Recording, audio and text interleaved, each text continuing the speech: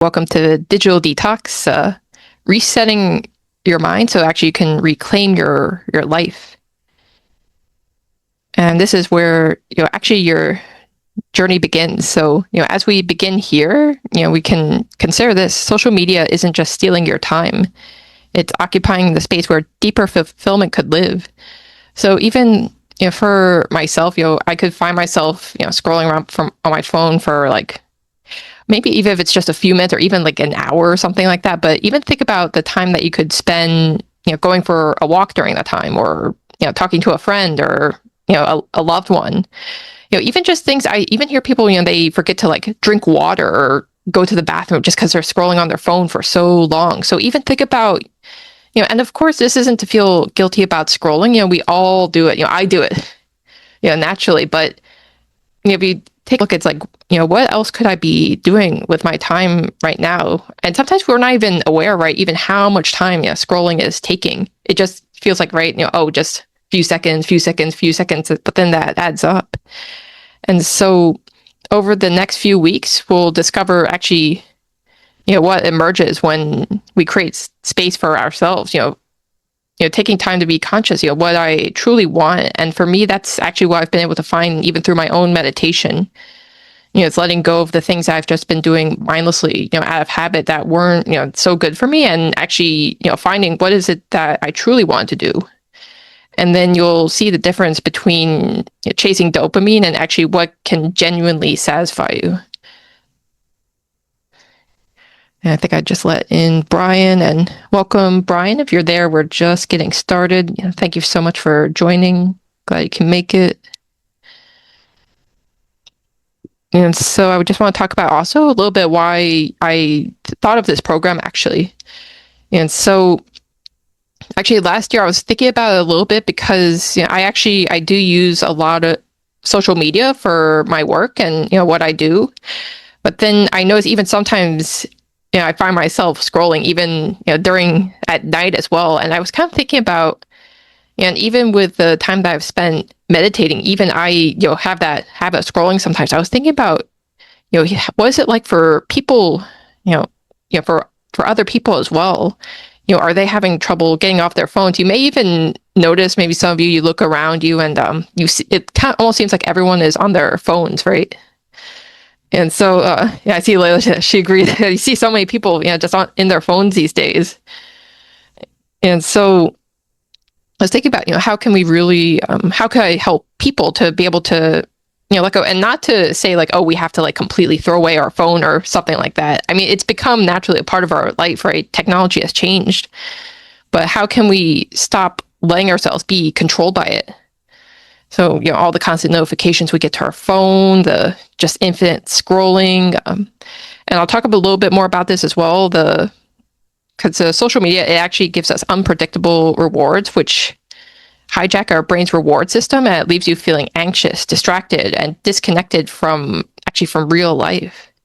I think Randy even mentioned as well, right? I think it was like even having everything on your phone, like the calendars and everything, and it can get very overwhelming. So what we're here to do is to start to actually declutter our mind so that we can feel that we can actually live now, live today, and live with intention through our day. And the solution here, so what we'll be doing here through meditation, and we'll have a meditation method actually of self-reflecting and releasing, and education, and also supporting each other as a community. We can start to step back from the digital overstimulation and step into greater peace, focus, and purpose. So we're actually combining research-backed insights with practical tools to help actually build a healthier relationship with technology. And so again, just a overview of what we'll be doing each week. So a little bit of mind education, so understanding some of the science behind screen addiction and why our brains actually crave this constant stimulation. And then after that, we'll do some journaling. So we'll go through some prompts, and we can write about those prompts that so that we can really start to build awareness, of our, of how we use our phone. And then after that, meditation, and each week, we really have this groundbreaking method of, bringing up what we have in our mind and actually be able to release it. And with this, we'll be doing this program. So this is actually a 4-week program. The first 3 weeks will be with the group.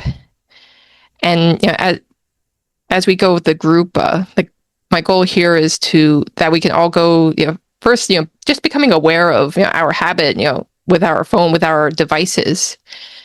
And after that, actually start to release, things from our mind that we don't want for ourselves, and then actually start to be able to use our devices with intention. And then during the last week of January, there will actually be a one-on-one consultation so that we can actually continue to work with you personally, and see where you would like to go and how you'd like to continue with your digital wellness plan. Because I'm hoping this isn't just like a one-off for January, that we can actually continue to build these good habits and carry it through with us. So so I'm really looking forward to seeing all of you through these weeks and how we change.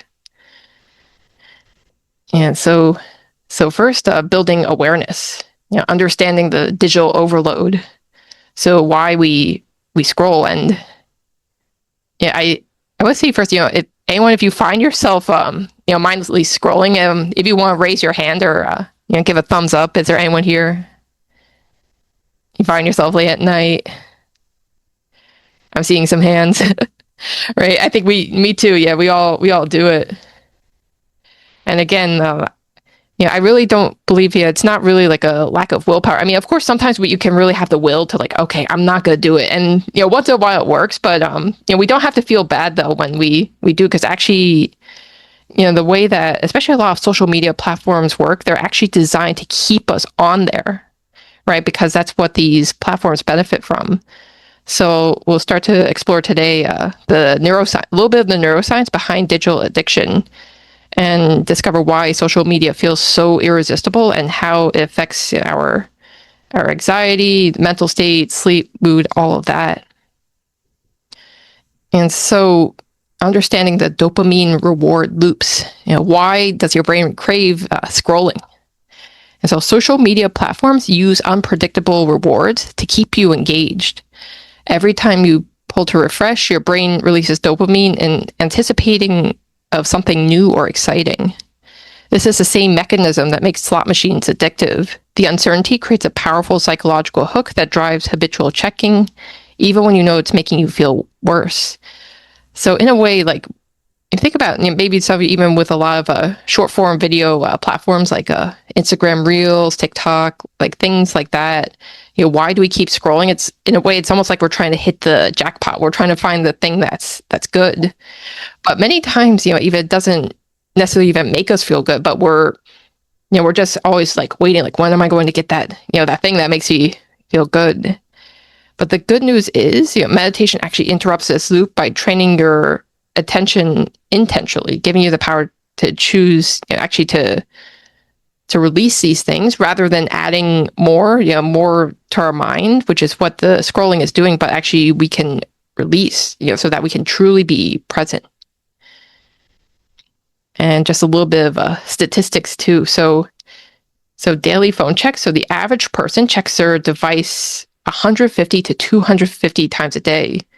This is actually something that I never really thought about. Maybe in my mind, I think about, maybe like 10, 15 times, but actually this is saying 150 to 250 times a day.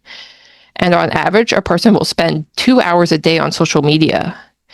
And then, of course, this has contributed to some issues for us as well.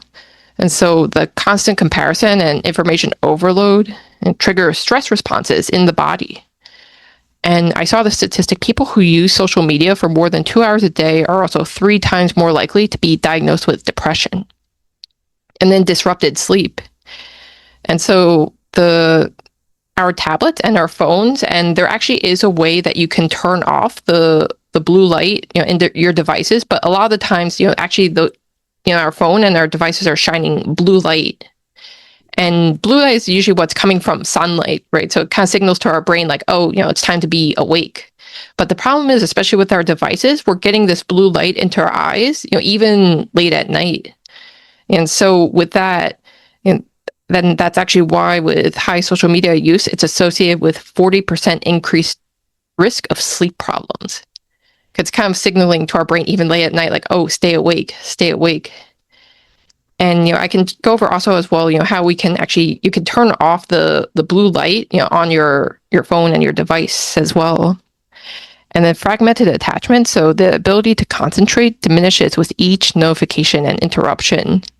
I was seeing this as well, even that for screen time attention span, there was one study that in 2004, we had a screen attention span of 2.5 minutes. But then in recent years, that's actually reduced to 47 seconds. So even it's decreasing our attention span year by year. So we could see, of course, and in many ways, technology has, made our lives easier, but in many ways it's been, almost like detrimental to us in a way. So I came up with this goal as well. So for the first challenge, we're going to reduce our total screen time by 15%. So, and you can go more than this if you'd like. You can even go like 25%, 50%, even try to be like, oh, maybe most of the time I won't be on my phone, but at least a minimum of 15%. That's how much we're going to reduce our screen time. And I'll go over this more at the end as well. There's actually a way, like on your phone, you can check your screen usage. I'll go into more detail with that at the end. And with this, I think really like the first step here is just to become aware. How much am I using, my phone or, whatever device it is. And so we'll get started first on that note with journaling.